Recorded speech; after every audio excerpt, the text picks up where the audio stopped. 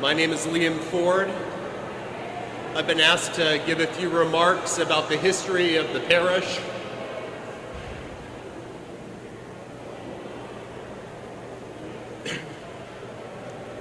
We are here because of our history with St. Ignatius Parish, and that history is all around us.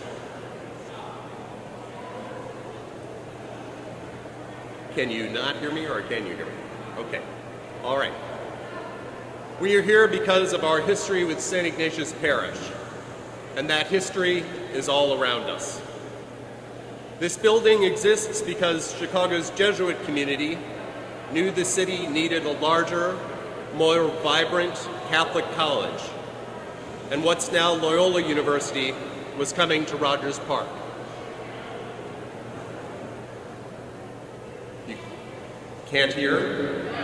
There you go. All right. I try not to lean in too much. All right. I'm going to start one more time. We are here because of our history with St. Ignatius Parish, and that history is all around us.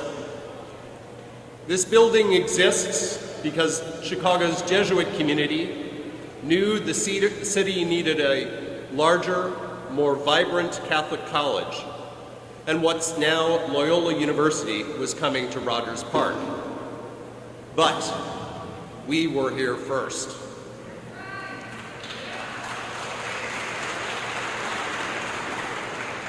As soon as the Society of Jesus began moving its work from Holy Family Parish on Roosevelt Road, where St. Ignatius Prep still stands today, West-Siders and South-Siders followed, making their homes in what the Chicago Inter-Ocean liked to call North Edgewater.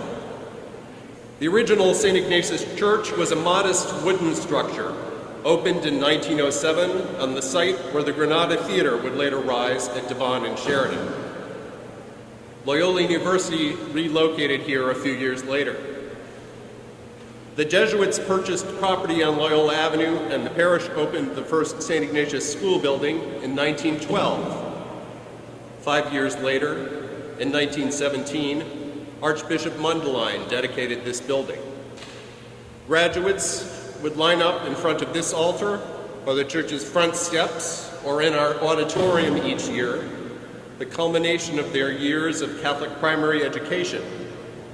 For decades, as school teams brought home trophies, neighborhood children who weren't enrolled in our school could still participate in athletics through our Catholic youth organization. From the very start, we have been a center for Catholic spiritual and intellectual life, religious art, culture, and sports.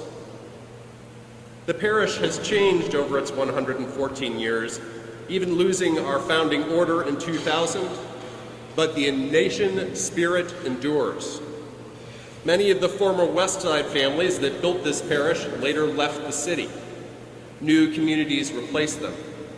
Membership in the Knights of Columbus and the Glenola Club swelled and later dwindled, to be joined by the growing Hermandad del Señor de los Milagros, the Coro Virgen de la Nube, and the Comité Guadalupano.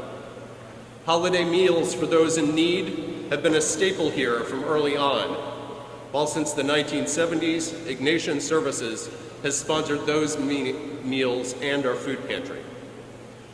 What brings us together? Is it more than this imposing and ornate neoclassical building, modeled after Rome's Church of the Gesù, which is with its baldacchino, recalling that in St. Peter's? Yes, when people visit St. Ignatius Church for the first time, they're bound to remark on its architecture and stunning decorations. Our architect, Henry Schlacks, designed many other beautiful Chicago churches, as well as landmark churches in other states. Our famous paintings of the Holy Family by Charles Bosseron Chambers came to this parish after being completed at his studio in Carnegie Hall. Our third pastor, the Reverend D.M. Johnson, commissioned both the Holy Family portraits and the Way of the Cross paintings. The 12 chimes in our bell tower have rung out over Rogers Park for 104 years, since our very first Mass.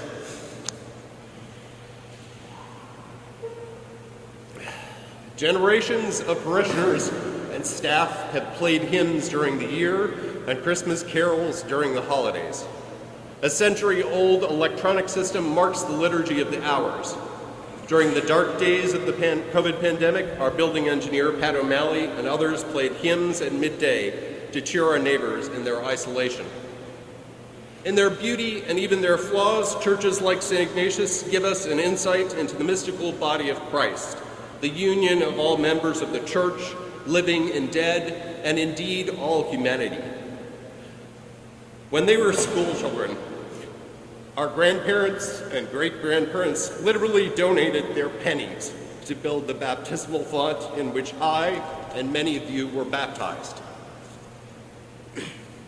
Just as Archbishop Listecki and Father Jackson and members of the parish labored to renovate and preserve this building, parishioners before us strove to make this a place to bring us together, not just with those of us in the pews today, but everyone who came before us.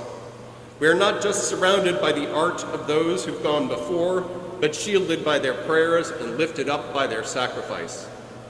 In the same way that our architecture and art elevates us, from the beginning we have worked to lift up the next generation and evangelize our neighborhood.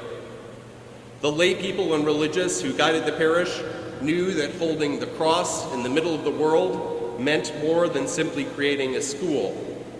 Catholic-inspired dramas were a mainstay of the Loyola Community Theater in the auditorium next door, while Jesuit scholars and other notables regularly gave lectures at the parish, even into recent decades. Our religious education program has remained vibrant, even through turmoil and uncertainty. Finally, we hope that the lasting legacy of St. Ignatius Parish will be our good works, beyond the beauty of this building, beyond our memories of basketball in the schoolyard and Irish dancers at the St. Patrick's Party, beyond the solemn processions of icons and statues for feast days. Our sharing in the body of Christ means that we not only pray for those around us, but honor their war dead, offer them food for their tables, create a place for them to escape homelessness, open a room for them to meet and heal with others suffering from addiction. The parishioners of St. Ignatius have done all these things and many more besides, some trumpeted on the front page, some quietly and out of public view. We do not know exactly how that legacy will be carried on, but we know with God's faith, with our faith and God's help, we can have a legacy of those who came before us. Please stand.